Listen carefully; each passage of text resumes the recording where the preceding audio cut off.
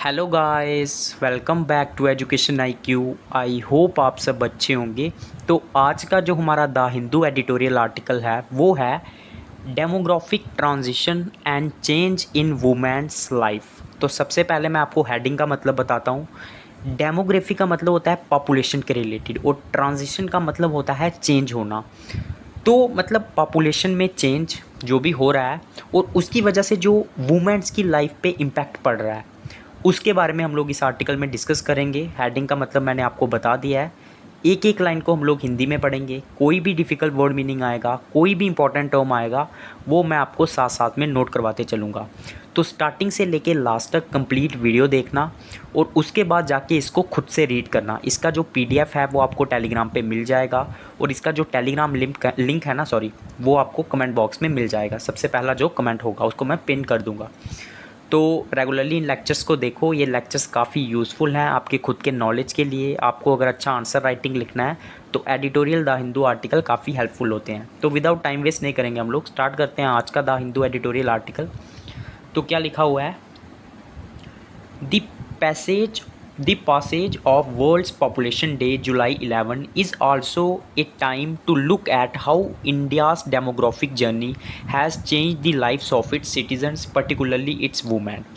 तो अभी जो वर्ल्ड पॉपुलेशन डे जो अभी गुजरा है ना, ये एक टाइम है जब हमें देखना चाहिए कि जो हमारी इंडिया की डेमोग्राफिक जर्नी है, मतलब किस तरह से हमारी पॉपुलेशन चेंज हुई है, उसने हमारी जो सिटीज़न हैं उनकी लाइफ को कैसे चेंज किया है, पर्टिकुलरली इट्स वुमेन। तो मतलब विशेष करके हम लोग बात करेंगे इंडिया की औरतों की, मतलब वुमेन की। India's population grow from about 340 million at independent to 1.4 billion. मतलब जब भारत आज़ाद हुआ था ना, इंडिया का पॉपुलेशन 340 मिलियन था और अब वहाँ से बढ़ के हमारा पॉपुलेशन 1.4 बिलियन तक पहुँच गया है।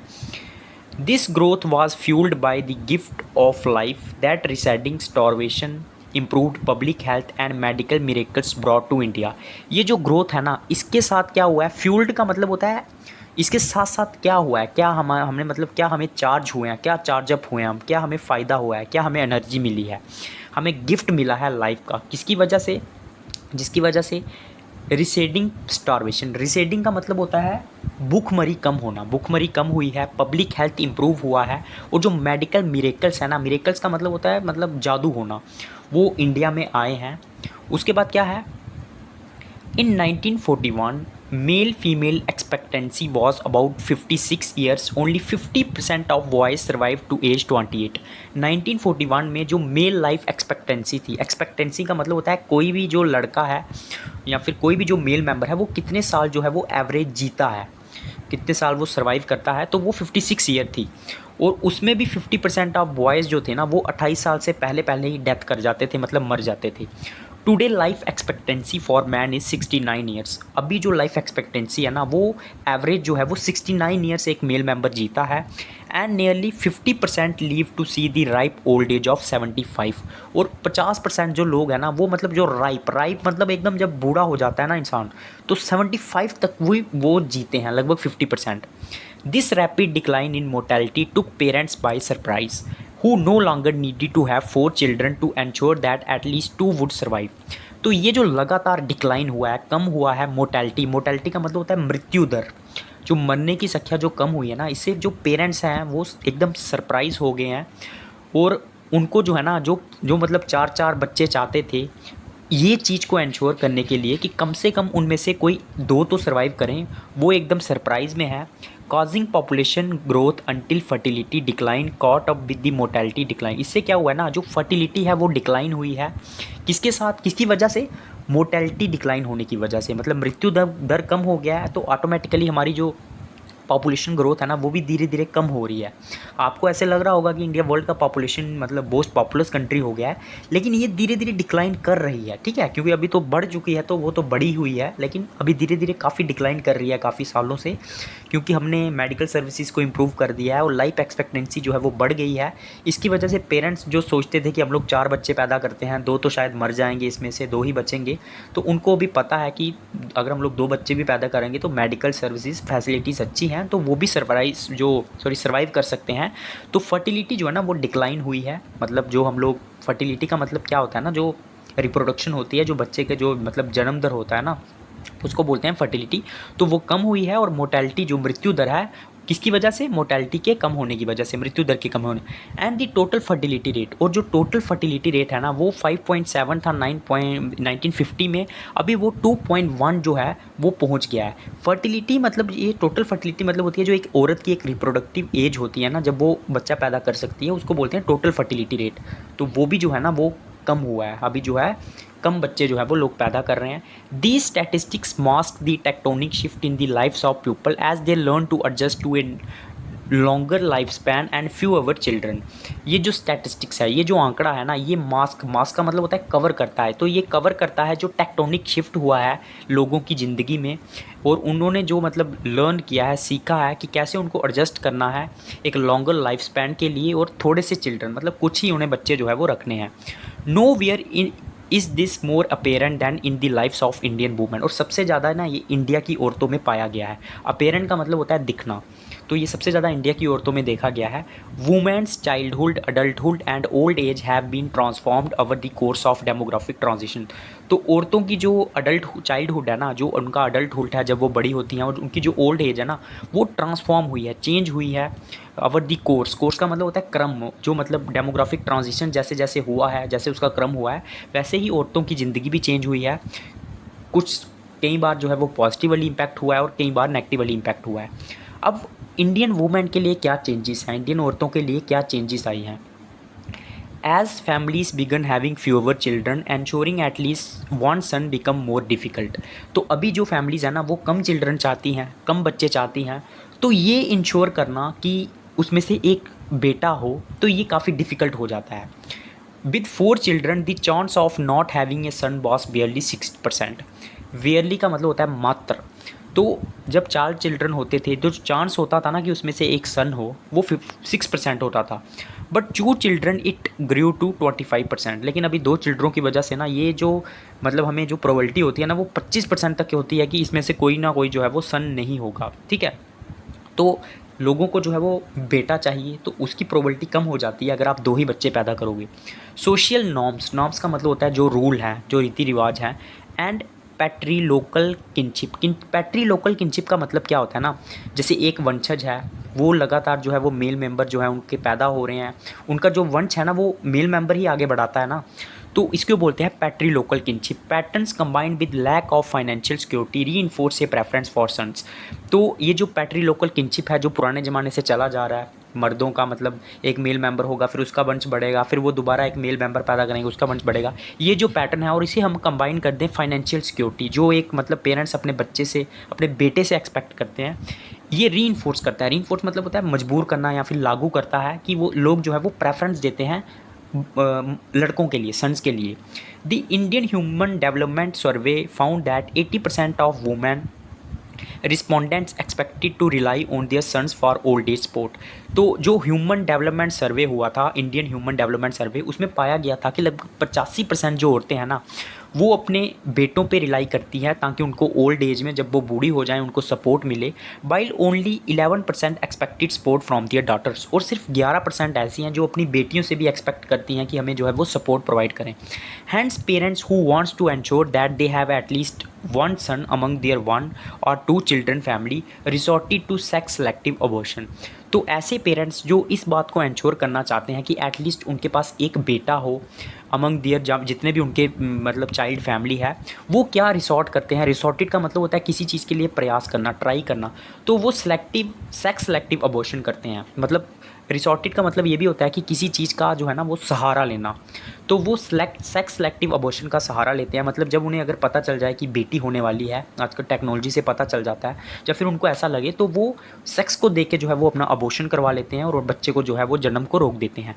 And in some cases the neglect of 6 daughters. और जो मतलब जो बीमार लड़कियां पैदा होती हैं उनको भी इग्नोर किया जाता है क्योंकि उनको बेटा चाहिए, तो उनको भी जो है वो मतलब ज़्यादा इग्नोर करके जो है ना वो मर जाएंगी या कुछ प्रॉब्लम हो जाएगी कॉन्सिक्वेंटली। और इसका रिजल्ट क्या हो रहा है ना, द नंबर ऑफ गर्ल पर 100 बॉयज़, जो नंबर ऑफ गर्ल्स हैं 100 लड़कों पर एजिस अंडर 5, अगर मतलब वो 5 साल से कम है, वो ड्रॉप हो गया है। मतलब जो लड़कियां हैं वो कम हो गई हैं, 96 से 91 हो गई हैं 1950 से लेके, अगर हम लोग 2019 की बात करें तो। ये किसकी वजह से हो रहा है? क्योंकि फैमिलीज़ जो है ना वो बेटा चाहती हैं, और बेटी के ऊपर जो है जहाँ तो अबॉर्शन करवा लेंगी, और जहाँ फिर जो है वो क्या करेंगी, उसके ऊपर ध्यान कम देंगी। अगर वो सिक रहेगी, बीमार रहेगी, विद ए फर्टिलिटी डिक्लाइन। और जैसे जैसे जो मतलब फर्टिलिटी डिक्लाइन हो रही है हमारी, जो मतलब जैसे जैसे मतलब बच्चे कम पैदा कर रहे हैं, लोग कम प्रेफरेंस दे रहे हैं चिल्ड्रन को, तो active mothering occupies a smaller proportion of women's life. तो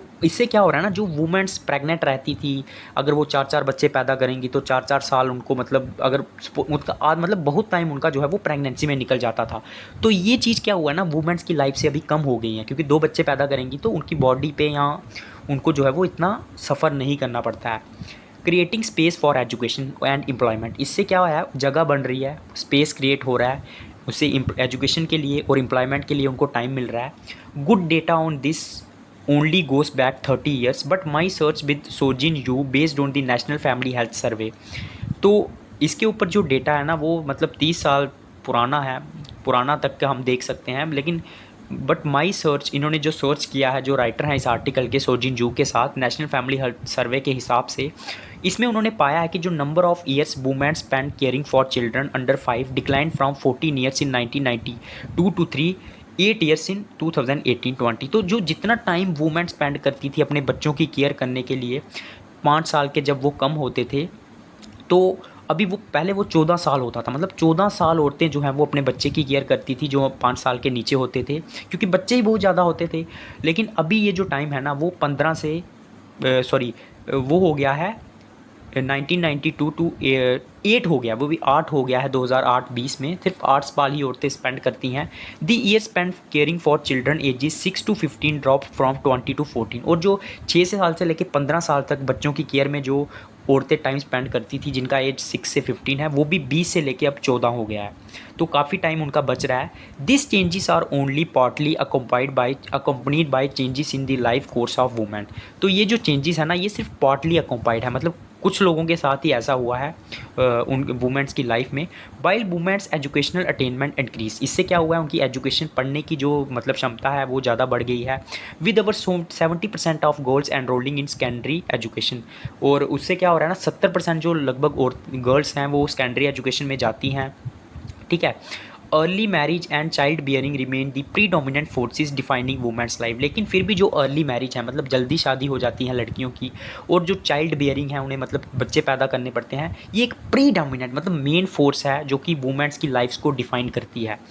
as a recent article by पार्क हॉथी and Spears documents, the average age at first birth has hardly budget about 20 for women born in the 1940s and still remains well below 22 years for those born in the 1980s।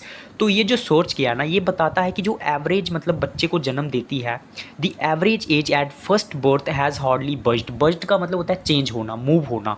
तो मतलब जो average होती थी लड़कियों, जिस time पे लड़कियां बच्चे पैदा करती थी, वो 20 साल थी 1940 में, और अभी भी वो ना 22 ईयर से नीचे है।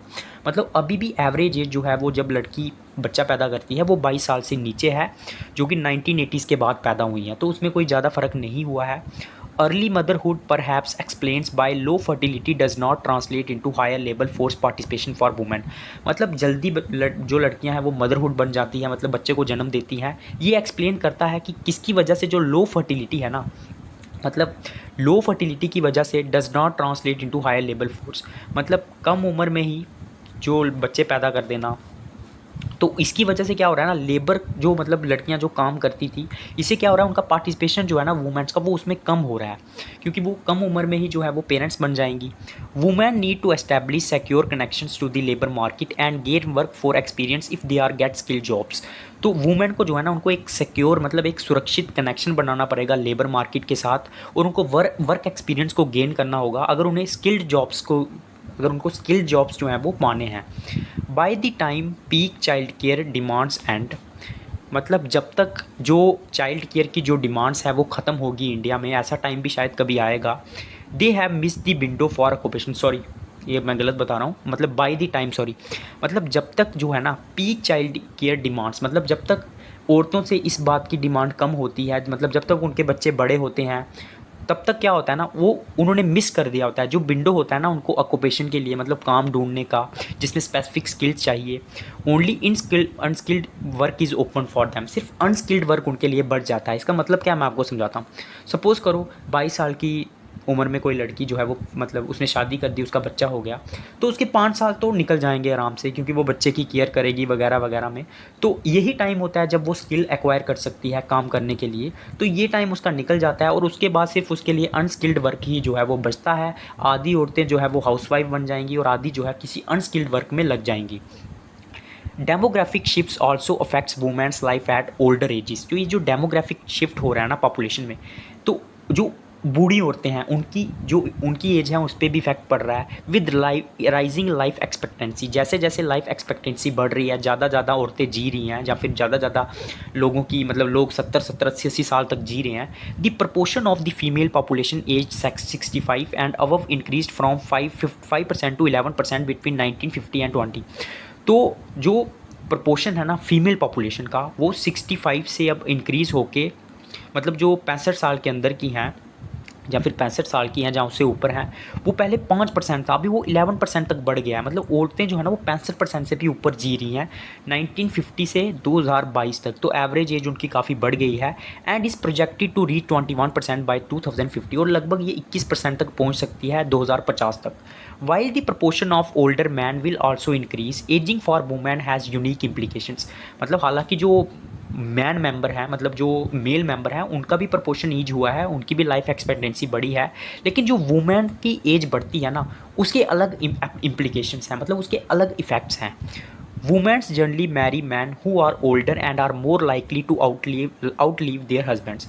वुमेन लगभग जनरली, मतलब ज़्यादातर उन लड़कों से शादी करती है, उन मर्दों से शादी करती हैं जो उनसे एज में बड़े होते हैं, और हमेशा, मतलब मैक्सिमम ऐसा ही होता है कि वो आउट लीव कर देती हैं उनके हस्बैंड को, मतलब उनके हस्बैंड पहले मर जाते हैं और उनकी औरतें जो है वो ज़्यादा जीती हैं। 2011 consensus shows that while only 18% of man above age 65 are widowed, about 55% of the women are widowed. 2011 का जो सेंसिस हुआ था, जनगणना हुई थी, उसमें भी ये बताया हुआ है कि 18% ही सिर्फ मैन ऐसे हैं जिनकी एज 65 साल से ऊपर हैं, और जो विडोड हैं, विडोड का मतलब क्या होता है, जो मतलब जिनकी औरतें मर गई हैं। लेकिन 50% ऐसी वुमेन हैं जो विडोड हैं, मतलब जिनके हस्बैंड मर गए हैं। तो इससे पता चलता है कि औरतें ज़्यादा जीती हैं और मर्द जो है वो कम जीते हैं। For widowed women the lack of access to savings and property result in dependence on children. तो जब औरतों के हस्बैंड मर जाते हैं तो उनको उनकी सेविंग्स कम होती है, इसकी वजह से प्रॉपर्टी भी कम होती है, जिसकी वजह से वो अपने बच्चों पे डिपेंडेंट हो जाती हैं, उनके चिल्ड्रन पे, और ज़्यादातर किस पे, mainly sons, bringing the vicious cycle of son preference to full circle. तो इससे क्या है ना, एक सर्कल क्रिएट हो जाता है, औरतों को जो है वो प्रेफरेंस जो है ना वो लड़कों को ज़्यादा देनी पड़ती है। Harnessing gender dividend. अब ये जेंडर डिविडेंड क्या होता है ना, मतलब इकनॉमी के पोटेंशियल कैपेसिटी को रियलाइज़ करना, वुमेन्स के ऊपर ज़्यादा इन्वेस्टमेंट करना, औरतों के ऊपर, ताकि वो काम करें, और ये जो जेंडर गैप रहता है ना उसको कम करने की कोशिश करना वर्किंग फील्ड में, मतलब औरतों को ज़्यादा से ज़्यादा मौके देना वर्किंग फील्ड में, उनको जो है उनके ऊपर इन्वेस्टमेंट करना, उसको बोलते हैं जेंडर डिविडेंड। और हार्नेसिंग का मतलब होता है किसी चीज़ का फ़ायदा लेने की कोशिश करना, प्रॉफिट लेने की, मतलब लाभ लेने की कोशिश करना। तो कैसे हम लोग जेंडर इनइक्वालिटी को मिटा के जो है वो उसका फ़ायदा ले सकते हैं, उसको हार्नेस कर सकते हैं, ये इस हेडिंग का मतलब है। इसके अंदर में क्या है हम लोग देखते हैं। चेंजिंग पैट्रियार्चल नॉर्म्स में टेक ए लॉन्ग टाइम। पैट्रियार्चल का मतलब क्या होता है, जो मैन डोमिनेटिंग सोसाइटी होती है उसको बोलते हैं पैट्रियार्चल। तो जो पैट्रियार्चल नॉर्म्स हैं ना, मतलब जो रूल्स हैं या फिर जो परंपराएं हैं मर्दों को लेके, वो चेंज होने में शायद थोड़ा सा टाइम लगेगा। Meanwhile enhancing women's access to employment and assets will reduce their reliance on sons. तो अगर हम लोग इन्हेंस का मतलब होता है बढ़ाना, अगर हम लोग वुमेन्स को एक्सेस देंगे, परमिशन देंगे एम्प्लॉयमेंट के लिए और एसेट्स के लिए, इससे उनका जो डिपेंडेंट है, रिलायंस है, वो कम होगा उनके बेटों के ऊपर, and could break the vicious cycle of gender disadvantage. और ये जो एक साइकिल रहता है ना, जिसमें लोग सन्स को चाहते हैं, सन्स को ज़्यादा प्रेफरेंस देते हैं और बोलते हैं कि शायद उनको बुढ़ापे में उनके जो बेटे हैं वो सहारा देंगे, उसको भी जो है ना वो ब्रेक कर सकता है। Stretching from childhood to old age, अगर हम लोग चाइल्डहुड से लेके ओल्ड एज तक की बात करें, however unlike East Asian nations where demographic transformation has led to delayed and often forgone marriage and child bearing, early marriage and child bearing remain central to Indian women's life. अगर हम लोग मतलब unlike मतलब जो Asian Nations हैं, यहाँ पे demographic जो ट्रांसफॉर्मेशन है, मतलब पॉपुलेशन जो चेंज हो रही है, उसमें had led to delayed and often forgone marriage, इससे जो है वो मैरिजेस भी डिले हो रही हैं। ठीक है, फॉरगॉन का मतलब क्या होता है, किसी चीज़ को कम करना या फिर छोड़ देना। And child bearing, early marriage and child bearing remain central to Indian women's life, लेकिन जो शुरुआती मैरिजेस होती हैं और जो चाइल्ड बियरिंग होती है ना, ये एक मेन पार्ट है इंडियन वुमेन्स की लाइफ्स का। Hence any efforts and improving womens labour force participation must be accompanied by access to safe and affordable child care. तो अगर हम लोग कोई भी एफर्ट लगाएंगे वुमेन्स की लेबर पार्टिसिपेशन के लिए, लेबर फोर्स के लिए, उसके साथ साथ क्या होगा, हमें उनको एक सेफ़ और अफोर्डेबल चाइल्ड केयर भी जो है वो प्रोवाइड करवानी चाहिए। A World Bank evaluation based on a randomized controlled trial in Madhya Pradesh found that expansion of Anganwadi to include a Karachi led to an increase in the work participation of mothers। तो world bank का एक evolution है जो मध्य प्रदेश में हुआ था और उसमें ये पाया गया कि जो आंगनवाड़ीज़ का जो एक्सपेंशन है ना, आपको पता है आंगनवाड़ी जो वर्कर्स रहती हैं चाइल्ड केयर के लिए, to include a Karachi led to increase in the work participation of mother. उसमें ये पाया गया कि जो आंगनवाड़ी का मतलब जो आंगनवाड़ीज़ हैं उनका जो एक्सपेंशन है, उसमें क्या है, कराची लेड, उसमें एक कराची लेड होना चाहिए। कराची लेड मतलब क्या होता है, जब पेरेंट्स जो हैं वो बाहर होते हैं तो उनकी टेक केयर के लिए, उनकी देखभाल के लिए उसको बोलते हैं कराची। तो उससे पार्टिसिपेशन जो है वो मदर्स का जो है ना वो बड़ा है। Arguably the most striking example of importance of child care is documented in study based on urban China by Du and Dong. It found that as state support for child care decline, employment rate for mothers fell from 88% to 66%। तो एक study हुई थी China में, उसमें पाया गया है कि अगर it found that as state support for child care decline, अगर वो चाइल्ड केयर डिक्लाइन करेगी तो उससे जो एम्प्लॉयमेंट रेट होंगे ना मदर्स के लिए वो 66% तक हो जाएंगे, क्योंकि औरतें जो है वो बच्चों की जो है वो देखभाल खुद से ज़्यादा करेंगी। इससे औरतों का जो एम्प्लॉयमेंट है वो कम हो जाएगा, औरतें काम कम करेंगी। But are the practical strategies for enhancing child care access, तो इससे मतलब प्रैक्टिकल स्ट्रैटेजीज़ क्या हो सकती हैं चाइल्ड केयर के लिए। One relatively low hanging fruit would be to make staffing Karachi an acceptable form of work under the National Rural Employment Guarantee Scheme। तो कराची की मैं बात कर रहा था, अगर आपके पेरेंट्स बाहर हैं, काम कर रहे हैं, तो बच्चों के केयर के लिए एक कराचीज़ होने चाहिए जहाँ पे उनकी केयर की जा सके, और ये हो सकते हैं अंडर नरेगा के under. At present NREGA is being used to build physical infrastructure, but there is no reason it can not use to develop social infrastructure where NREGA workers can help staff creches. तो वही बोल रहा हूँ, अभी जो है वो जो नरेगा है उसमें फ़िज़िकल वर्क होता है, मतलब दिहाड़ी मजदूरी का काम होता है, लेकिन ऐसा कोई रीज़न नहीं है कि हम एक सोशल इंफ्रास्ट्रक्चर डेवलप करें जहाँ पे जो नरेगा वर्कर्स हैं वो स्टाफ क्रैचेस का काम करें, मतलब बच्चों की देखभाल का काम करें जो काम पे जाते हैं। The burgeoning self help group movement can be harness to set up neighbourhood child care centres in urban and rural areas. तो जो सेल्फ हेल्प ग्रुप हैं वो भी काम कर सकते हैं चाइल्डहुड के लिए अर्बन और रूरल एरियाज़ में। Obtaining the much hoped for demographic dividend can not be done without fully harnessing the gender dividend. तो अगर हमें डेमोग्राफिक डिविडेंड का फ़ायदा लेना है तो उसके लिए हमें जो जेंडर डिविडेंड है ना उसको जो है ना उसको कम करना हो, मतलब उसको जो है उसका ज़्यादा से ज़्यादा फ़ायदा लेना होगा, मतलब हमें वुमेन्स के ऊपर भी बराबर इन्वेस्टमेंट करनी होगी जितनी हम मेल्स पे करते हैं। Improving access to child care is an important component of achieving this. तो अगर हम लोग चाइल्ड केयर के लिए ज़्यादा से ज़्यादा एक्सेस देंगे औरतों को, ठीक है, उससे क्या होगा, ये जो कंपोनेंट है ना उसको हम लोग अचीव कर सकते हैं, मतलब इक्वलिटी ला सकते हैं मैन और वुमेन में। तो ये था आज का the Hindu editorial article. I hope आपको अच्छा लगा होगा। जिसको अच्छा लगा है सबसे पहले लाइक करना, उसके बाद कमेंट करना। जो नया बच्चा जुड़ा है चैनल को सब्सक्राइब कर लेना, बेल आइकन को दबा देना, ताकि जब भी मेरा नेक्स्ट वीडियो आएगा आपको नोटिफिकेशन मिल जाएगा। पीडीएफ के लिए टेलीग्राम और वीडियो लिंक के लिए भी आप लोग टेलीग्राम ज्वाइन कर लेना, जिसको आपको कमेंट बॉक्स में लिंक मिल जाएगा। डेली मेरा रात को वीडियो अपलोड होता है, जैसे ही अपलोड होगा मैं टेलीग्राम पे लिंक दे दूँगा। ओके बाय, जय हिंद।